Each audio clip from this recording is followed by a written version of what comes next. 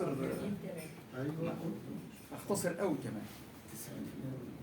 انا يعني اما لقيت الكلام هيتعرض لمريم المجدليه، فهنا في شويه اشارات هنا مهمه حوالين الجانب. هو اتكلم على الجانب اللي هو يكاد يكون اسطوري ليها، وجاب سيره اثنين طرقوا هذا الموضوع مؤخرا، يعني اللي هو دان براون، وطبعا دافنشي من قبل كده وكانت لوحه. لكن في مؤخرا برضو كازانزاكس، وانا في رايي ان ده الاخطر، اللي هو اللاست تمبتيشن او الاغواء الاخير. وانا بيتهيألي ان ده لو كان هو تطرق ليه كان ده هيثري الكلام اكتر، خاصه انا مش عايز يعني اغوص في المنطقه دي لانها فعلا حساسه جدا ومهمه جدا.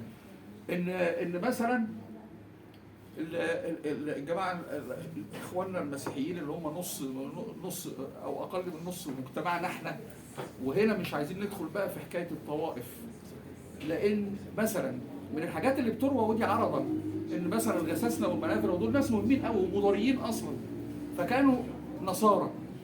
القران الكريم بيتكلم عن النصارى، لكن في مصر هنا ما بنقولش نصارى، احنا بنقول دي المسيحيه ودي ارثوذكسيه مصريه، وساعات نقول عليها قبطيه، ولو ان كلمه قبطي احنا اليومين دول بسبب المتحف في شويه حاجات بتحصل انا شايف انها صحيه صراحه يعني، وكل واحد حر. فهنا انا هرجع تاني عشان ما يتوهش الكلام، انا عايز اتكلم عن ماريا المجدليه. المسيحيين المصريين وانا اعتقد النصارى برضه بيفكروا بالشكل ده، بيتكلموا دايما عن حاجه اسمها الثلاث مريمات، ودول الثلاثه اللي شهدوا واقعة القيامة. ودايما دافنشي بقى اما رسم واقعة القيامة دي، برضو الرسومات دي ساعات هي ليها دلالة، ودافنشي ده ما كانش شخصية سهلة يعني. بيترسم من المكان اللي هو كان المدفن في صورة حجر دائري زي حجر طاحونة ضخمة مثلا، ودائري قوي. دافنشي كان ايده يعني هو رسم دايرة من الجنب فباينة زي هي تبان بيضاوي، بس المشاهد من الامام هتطلع دايرة، وده معناه ان يسهل زقها.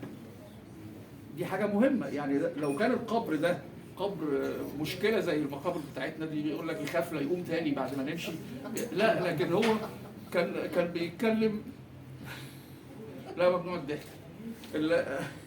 فمين الثلاث مريمات دول؟ وبعدين زنقت يبقوا الثلاثة اسمهن مريم، يعني لو سلمنا بالأم مريم، طب الثانية دي هتبقى المجدلية، مين الثالثة؟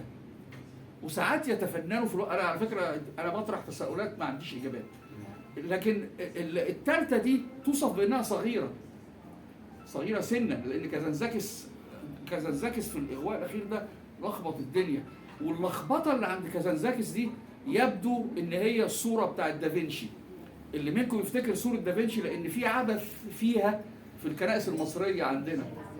انا قلت انا بطرح تساؤلات ان هل هي اللي واقفه الى يمين السيد المسيح وخلوها الكأس الزجاجيه في شويه حاجات هنا، واحنا اكملنا يعني نمتلك نصيحه اللغه حلوه يا دكتور. وانا بعتمد على وجود الدكتور حسام عشان لو حصل لي شطط رحت كده ولا رحت كده هو بيرد لي زي كده. فهنا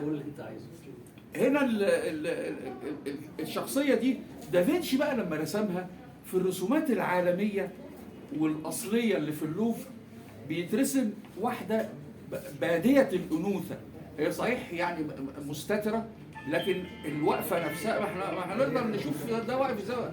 لكن مثلا عندنا في مصر هنا بيترسم واحد كمان ايه يمعنه في انه يبقى ايه في اللغه يقول لك فدم بغيض، يعني يبان لك واحد يعني يعني لا يعني بشكل يستحيل انك تتصور انه انثى، يعني بالقصد هنا عايزين يقولوا.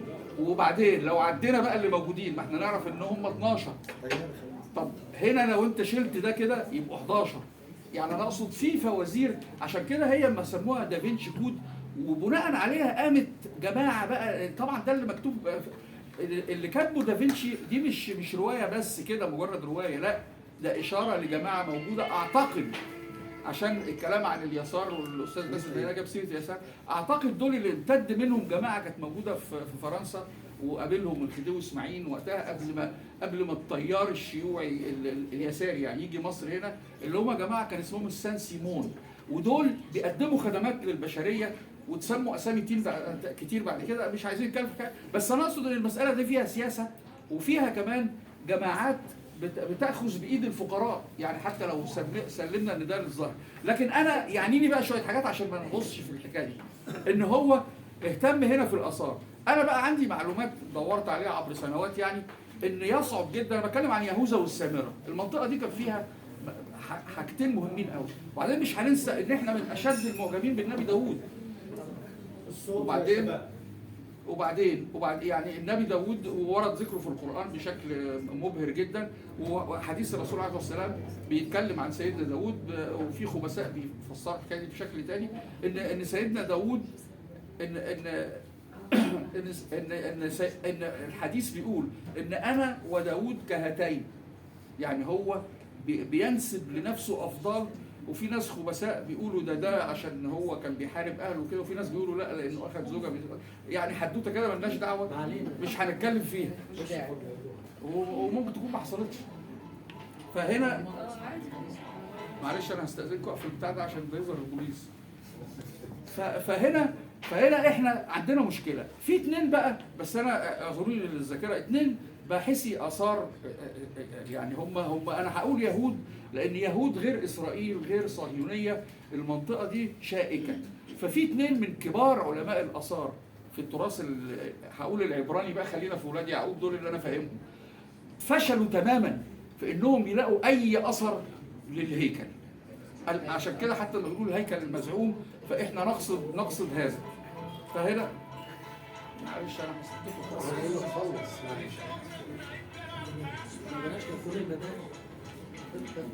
ده واحد صاحبي قديم اي حد دلايلا كده مره واحده كده. انا مش واخد بالي. بقول لحضرتك دلايلا لازم تسمعها انت وترد لازم عليها. بعدين هبقول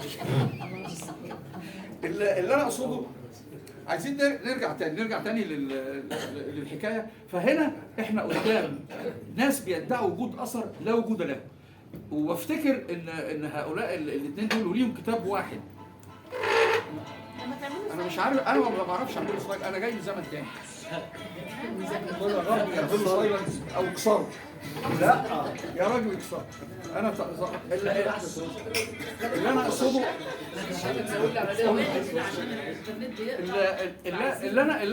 اللي انا اقصده ثانية واحدة عشان الانترنت قطع. هنسى. أسامة أنت بتسجل؟ طيب بس عشان الناس اللي معانا على